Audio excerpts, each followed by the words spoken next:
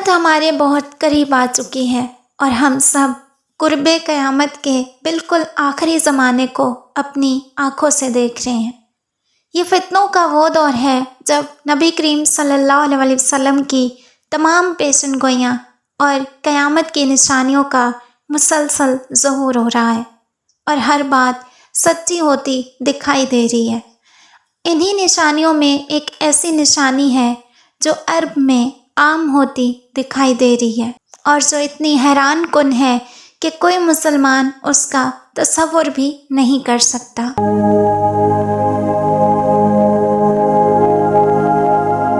بسم اللہ الرحمن الرحیم۔ میں ہوں دعا زارا اور آپ دیکھ رہے ہیں مائی یوٹیوب چینل دعا زارا 999۔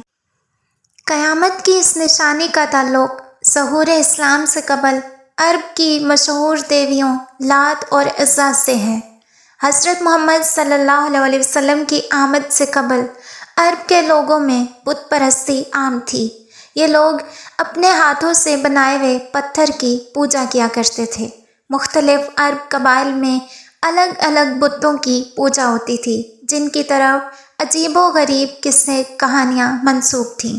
ان بتوں میں ہد، سوا، یعوق، اساف النائلہ، حبل اور مناب شامل تھے۔ ان تمام بتوں میں 2 بت ایسے تھے جو عرب کے مشہور ترین اور سب سے بڑے بت مانے جاتے تھے۔ ان کا نام لات اور عزیٰ تھا۔ کہا جاتا ہے کہ قدیم عرب میں بنو ثقیف میں ایک مشہور اور نیک سیرت آدمی تھا جس کا نام لات تھا۔ جب لوگ حج کرنے مکہ آتے تھے تو لات لوگوں کی خاطر مدارت اور مہمان نوازی کرنے کے لیے انہیں ستو پلایا کرتا تھا اور وہ بہت ہی رحم دل اور نیک انسان تھا۔ وہ مکہ میں آنے والے ہر انسان کی مدد کیا کرتا تھا۔ اسی زمانے میں عزیٰ نامی ایک شریف لڑکی تھی۔ عزیٰ کے بارے میں یہ مشہور تھا کہ وہ معاذ اللہ کی بیٹی ہے۔ وہ لڑکی طائف کے لوگوں کو ایک ویران مکان سے ملی تھی اور اس کے والدین کے بارے میں کسی کو بھی علم نہ تھا کہ وہ کون ہے۔ جب یہ لڑکی عزیٰ جوان ہوئی تو وہ انتہائی خوبصورت تھی اور حسین و جمیل تھی، لہٰذا جو بھی مرد اس پر بری نظر ڈالتا تو وہ کسی نہ کسی بیماری یا آفت میں مبتلا ہو جاتا تھا۔ لات اور عزیٰ کے چرچے پورے عرب میں پھیل گئے، لہٰذا مکہ اور طائف کے سرداروں نے یہ فیصلہ کیا کہ لات اور عزیٰ کی آپس میں شادی کر دی جائے۔ چنانچہ لات اور عزیٰ کی شادی ہو گئی۔ شادی کے پہلے دن ہی وہ دونوں غائب ہو گئے اور آج تک یہ معلوم نہ ہو سکا کہ وہ دونوں کہاں گئے، اور اس طرح عرب میں یہ مشہور ہو گیا کہ لات اور عزیٰ ہمیشہ کے لیے امر ہو گئے ہیں۔ لات کو فرشتہ اور عزیٰ کو اللہ کی بیٹی کا درجہ دے کر ان دونوں کے بڑے بڑے بت بنا کر ان کی پوجا شروع کر دی گئی۔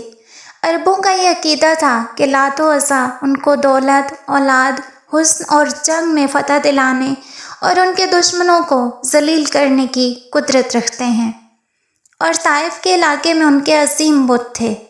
قریش اور عرب کے دیگر قبائل ان کی خراج عبادت کے لیے یہاں آتے اور ان کے آگے قربانی کے جانور ذبح کیے جاتے تھے اور نذرانے چڑھائے جاتے تھے۔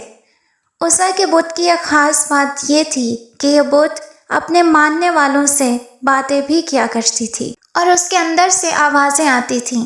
روایتوں سے پتہ چلتا ہے کہ قوم جنات کی ایک سرکس جنی اس مندر کے قریب جھاؤ کے ایک درخت پر رہا کرتی تھی اور کبھی کبھی وہ عزیٰ کے اس بت میں سما جاتی تھی اور یہاں آنے والے لوگوں سے کلام کیا کرتی تھی۔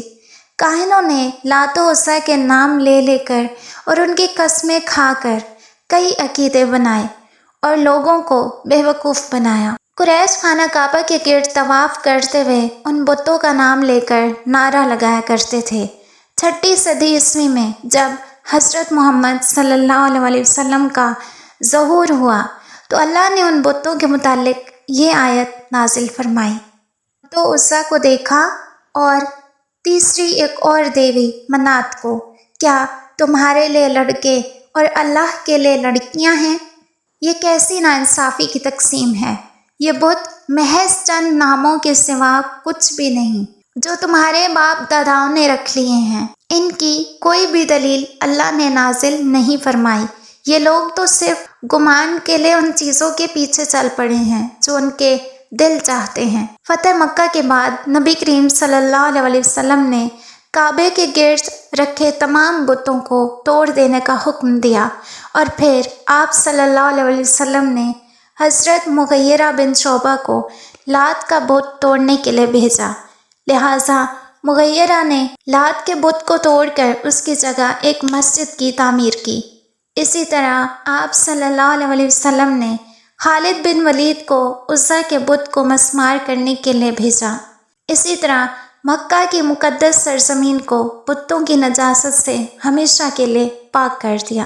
زمانہ بدلا اور وقت تیزی سے گزرا، بہت سی حکومتیں آئیں اور گئیں، لیکن کسی نے بھی سرزمین عرب میں لات و عزا کی دوبارہ عبادت کے متعلق نہیں سوچا۔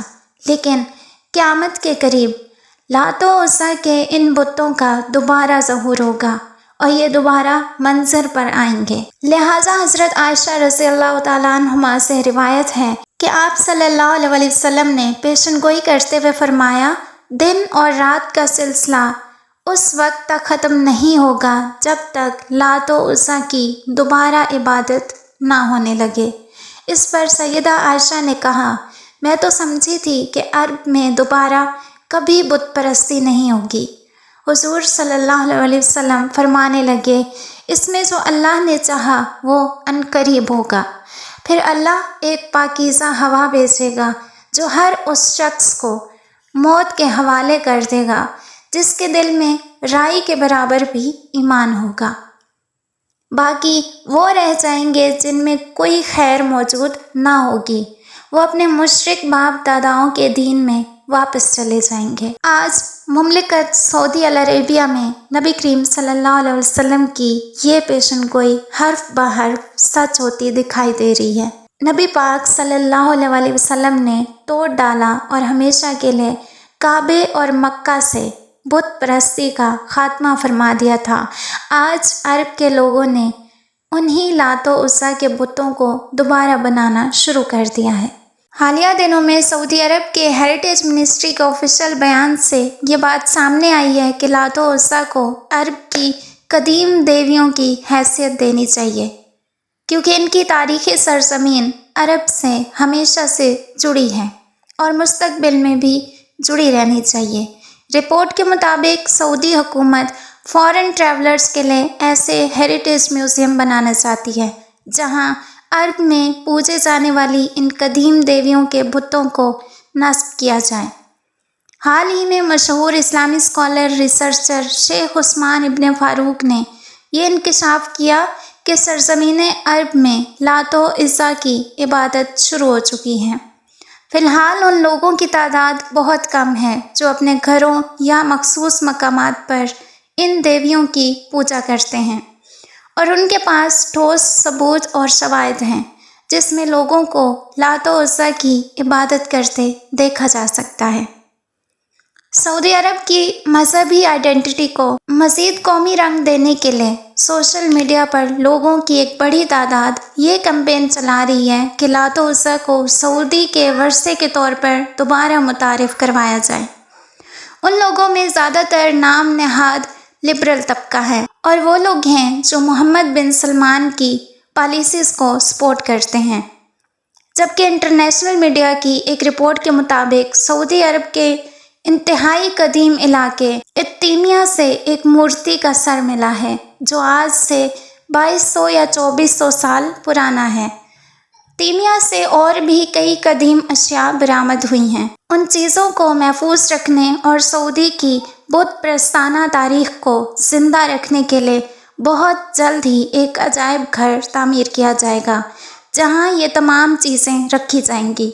آج ہم قیامت کے بہت ہی قریب ترین دور میں آ چکے ہیں جہاں ہم چھوٹی بڑی نشانیاں اپنی آنکھوں سے پوری ہوتی دیکھ رہے ہیں۔ حالات بتا رہے ہیں کہ اربوں کی ہلاکت قریب ترین ہے۔ فتنہ دجال کا زمانہ اب زیادہ دور نہیں ہے۔